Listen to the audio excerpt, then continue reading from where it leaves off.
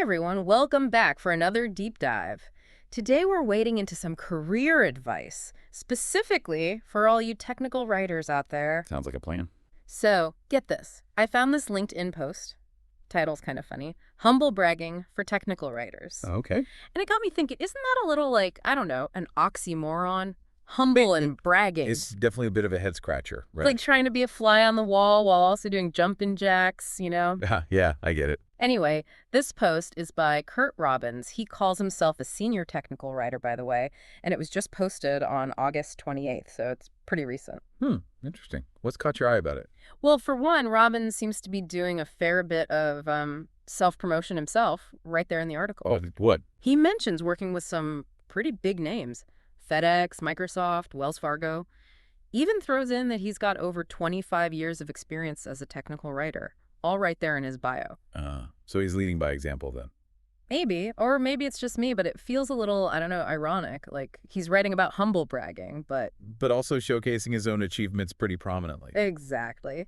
So before we get too deep into analyzing Robbins' approach, let's start with the basics. What exactly is humble bragging? Right. Well, according to our friend Kurt, it's all about conveying your successes without, sounding like a total braggart. So like walking that fine line between confidence and arrogance. Exactly. It's about showcasing your skills and experience in a way that's genuine and relatable, not, look at me, I'm so great. Okay, so it's like when my friend posted about running into like their idol at that big tech conference last month, Right. but then casually mentioned they were both presenting on the same panel. That's totally humble bragging, isn't it? Textbook case. It's about weaving your achievements into a seemingly unrelated story.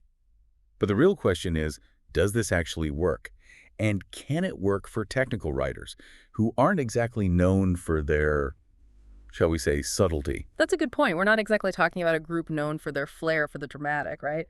So how does Robbins suggest technical writers walk this tightrope between, well, tooting their own horns and coming across as, Obnoxious. Yeah. Obnoxious. Well, he actually starts off with a pretty charming story about his own journey into technical writing. Apparently, his first client was his dad. His dad, what was he, a tech CEO in disguise? Not quite. His dad was a mechanic, and young Kurt, grammar whiz that he was, started helping him with his reports. Oh, that's kind of sweet. But also pretty clever, right? It makes him seem relatable, like even seasoned professionals were once beginners. Absolutely. And it subtly positions him as someone who's been passionate about clear communication from a young age. So it's strategic, too. It's like he's subtly weaving in his experience and expertise right from the get-go. Okay, so it seems like storytelling is a key ingredient in this whole humble brag recipe. But before we unpack more of Robin's tactics, I'm curious, have you ever felt that pressure to, I don't know, self-promote, even when it felt a little, I don't know, icky? Oh, absolutely. I've totally been there. It's this weird tightrope walk. Totally. You don't want to be that person, the one who's always like, look at me, but... But you also don't want to get lost in the shuffle. Exactly. Especially in this day and age, it feels like everyone's got a personal brand and a platform. Right. And that actually reminds me of another point Robbins makes in his article about, well, staying in your lane. Staying in your lane. Okay, I'm intrigued. How does that relate to humble bragging? He basically says, don't brag about things that are totally irrelevant to your professional life. So, like, don't go on and on about winning your fantasy football league if you're trying to land a technical writing gig. Exactly. It's about focusing on achievements that actually matter to your target audience. Like, I'm assuming that awesome sourdough bread recipe you've perfected isn't going to land you that senior tech writer position. Probably not. Unless they're really into carbs. Maybe. But you get the idea. It's about being strategic with what you choose to highlight. Okay, that makes sense. Don't try to be a jack of all trades when you're trying to, position yourself as an expert in a specific area. Focus. Exactly. And this is where understanding your audience is so crucial. What resonates with one group might totally fall flat with another. Oh, for sure. Like you wouldn't boast about your mad ping pong skills in a job interview. Unless it was for a ping pong coach, I guess. Speaking of things that might fall flat, what about those humble brags about, money? You mean the ones that make you want to chuck your phone across the room? Yes, like just hit my monthly income goal of $120,000, feeling so blessed. Yeah, Robbins actually calls those out specifically. He's not a fan. Good. Because nobody likes a braggart, especially when it comes to money. It just comes across as tone deaf, and honestly, it can backfire. Backfire how? It can alienate potential clients or collaborators. Like, if you're constantly flaunting your wealth, it can make people question your motives. They might wonder, are they just in it for the money? Or do they actually care about the work?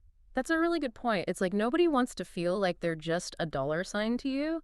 So if shouting about your salary from the rooftops is a no-go, what's the alternative? How can you promote yourself effectively without making people roll their eyes? Well, it goes back to what we were talking about earlier, authenticity. People can tell when you're being genuine, you know, Right. versus when you're just trying to inflate your ego. Right, right. It's like you can smell it a mile away when someone's being insincere. Exactly. And I think that's what Robbins is getting at here. It's not about mastering some tricky formula. It's about, approaching self-promotion with a bit of humility. Okay, so how do you actually do that? Because it still feels like a bit of a minefield out there. Well, this is where Robbins' closing point gets really interesting.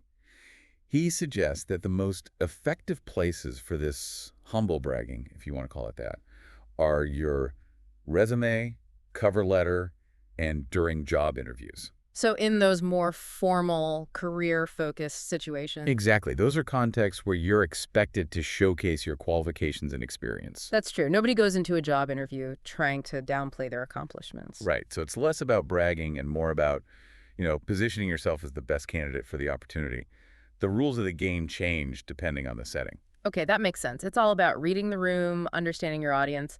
But man, it still feels kind of, I don't know, exhausting. I hear you. It's a lot to navigate. But here's the thing. It's less about trying to master some tricky, humble bragging formula and more about approaching self-promotion with, like we said, authenticity. And a focus on the value you bring. Exactly. So for our listener out there, the one who's wrestling with this whole to brag or not to brag dilemma, what's the takeaway here? Yeah, is humble bragging a yay or nay? I'd say it can be a valuable tool. IF, and this is a big if, it's used strategically and authentically. It's about framing your accomplishments in a way that feels genuine, relevant to the situation, and focused on the value you offer. So like, hey, I'm really great at writing user-friendly instructions, and that means your customers will actually enjoy using your product. Not, I'm the Hemingway of instruction manuals, bow down before my technical writing genius. You got it. Focus on the benefits what you bring to the table, not just on inflating your ego. Nobody wants to work with someone who constantly needs their ego stroked. So maybe it's less about bragging at all and more about letting your work and your passions speak for themselves. Now you're talking. Be genuine, be relevant, and let your accomplishments do the talking. And on that note, we'll leave you with this final thought. If Robbins is right, and humble bragging is really just another term for strategic self-promotion, what does that make his whole LinkedIn article? Something to ponder. Until next time.